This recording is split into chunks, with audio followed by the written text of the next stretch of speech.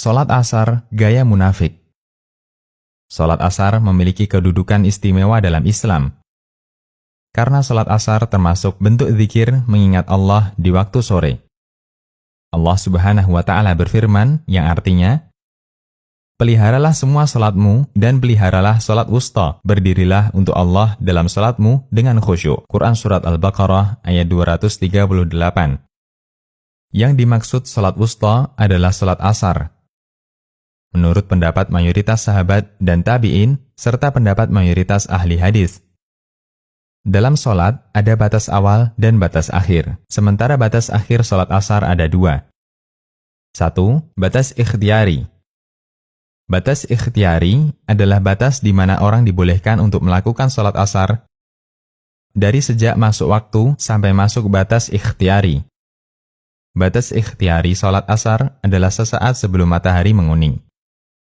Dari Abdullah bin Amr radhiyallahu anhuma, Nabi sallallahu alaihi wasallam bersabda yang artinya, waktu asar selama matahari belum menguning. Hadis riwayat Ahmad dan Muslim. 2. Batas doruri. Batas doruri artinya rentang waktu di mana jika ada seseorang yang melakukan sholat asar di waktu itu, maka dia berdosa kecuali dalam kondisi darurat atau ada udzur. Batas waktu doruri dimulai sejak matahari menguning sampai matahari terbenam.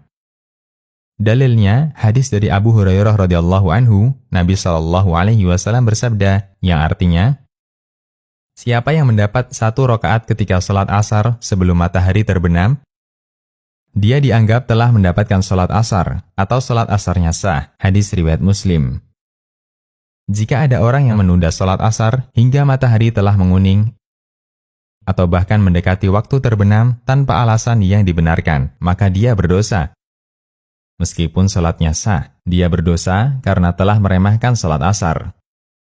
Nabi Shallallahu Alaihi Wasallam pernah menyebut sholatnya orang munafik. Dia secara sengaja menunda-nunda waktu sholat hingga mendekati berakhirnya waktu sholat. Dari Anas bin Malik radhiyallahu anhu, Nabi Shallallahu Alaihi Wasallam bersabda yang artinya, itu sholatnya orang munafik, duduk santai sambil lihat-lihat matahari, hingga ketika matahari telah berada di antara 2 tanduk setan, yaitu menjelang terbenam, dia baru mulai sholat dengan gerakan cepat seperti mematuk 4 kali, tidak mengingat Allah dalam sholatnya kecuali sedikit. Hadis riwayat Muslim dan Ahmad.